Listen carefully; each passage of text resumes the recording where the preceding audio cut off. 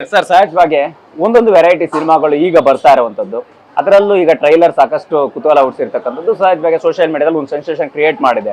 So ಶಾಕಾಹಾರಿ ಎಷ್ಟು ವಿಶೇಷವಾಗಿರುವಂತದ್ದು, so ಜನರನ್ನು ಸೆಳೆಯುವಲ್ಲಿ ಎಷ್ಟು ಸಕ್ಸಸ್ ಆಗ್ಬೋದು ಅನ್ನೋದು. ಅಲ್ಲ ಅಂದರೆ ಈಗ ನಾವು ಟ್ರೇಲರ್ ರಿಯಾಕ್ಷನ್ ನೋಡಿದ್ರೆ ಎಲ್ಲವೂ ಪಾಸಿಟಿವ್ ಆಗಿದೆ. ತುಂಬ ಒಳ್ಳೆ ಕತೆ, ತುಂಬ ಒಂದು ಕನ್ನಡತನ ಇದೆ ಇದಕ್ಕೆ. ಅಂದರೆ ತೀರ್ಥಹಳ್ಳಿ, ಆ ತೀರ್ಥಹಳ್ಳಿಯ ಭಾಷೆ, ತೀರ್ಥಹಳ್ಳಿಯ ಪಾತ್ರಗಳು, ಆ ಥರದ ಪಾತ್ರಗಳನ್ನು, ಆ ಥರದ ಕಥೆಗಳನ್ನು ಸೃಷ್ಟಿ ಮಾಡಿದಾಗ ಕರ್ನಾಟಕದ ಜನತೆ ಯಾವತ್ತೂ ಕೈ ಬಿಟ್ಟಿಲ್ಲ. ಯಾಕೆಂದರೆ ಕಾಟೇರ ಕೂಡ ಕನ್ನಡ ಮಣ್ಣಿನ ಕನ್ನಡತನ ಇರುವ ಸಿನಿಮಾ. ಆ ಥರದ ಕನ್ನಡತನ ಇದೆ, ಆ ಥರದ ಕನ್ನಡದ ಪಾತ್ರಗಳಿದ್ದಾವೆ. ಹಾಗಾಗಿ ಇದು ಸಿನಿಮಾಗೆ ಜನ ಬಂದೇ ಬರ್ತಾರೆ ಅನ್ನೋದು ನನ್ನ ನಂಬಿಕೆ.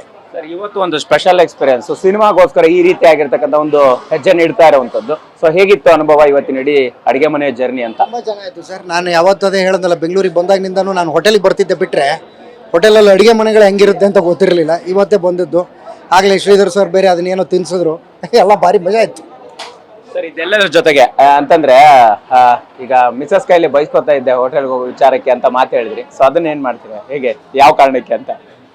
ಅಲ್ಲ ಅಂದರೆ ಬಯಸ್ಕೊತಿದ್ದೆ ಅಂದರೆ ಹೋಟೆಲಲ್ಲಿ ಜಾಸ್ತಿ ತಿನ್ನೋದು ಬೇಡ, ಮನೇಲೆ ಮಾಡ್ತೀನಿ ನಾನು, ನಿನಗೇನು ಬೇಕು ಅಂತ ಕೇಳು ಅಂತ ಹೇಳ್ತಾಳೆ. ಸೊ ಆ ಕಾರಣಕ್ಕೆ ಅಂದಿದ್ದು ಅಷ್ಟೇ, ಎಸ್ ಸರ್.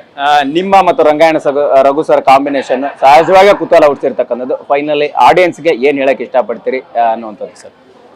ಏನಿಲ್ಲ ಅಂದರೆ ಈ ನಾಡು ತುಂಬ ಮೆಚ್ಚಿಕೊಂಡಿರುವ ನಟ ರಘು ಸರ್, ಅವರು ಈ ಸಿನಿಮಾದಲ್ಲಿ ಪ್ರಮುಖ ಪಾತ್ರ ಮಾಡ್ತಾ ಇದ್ದಾರೆ.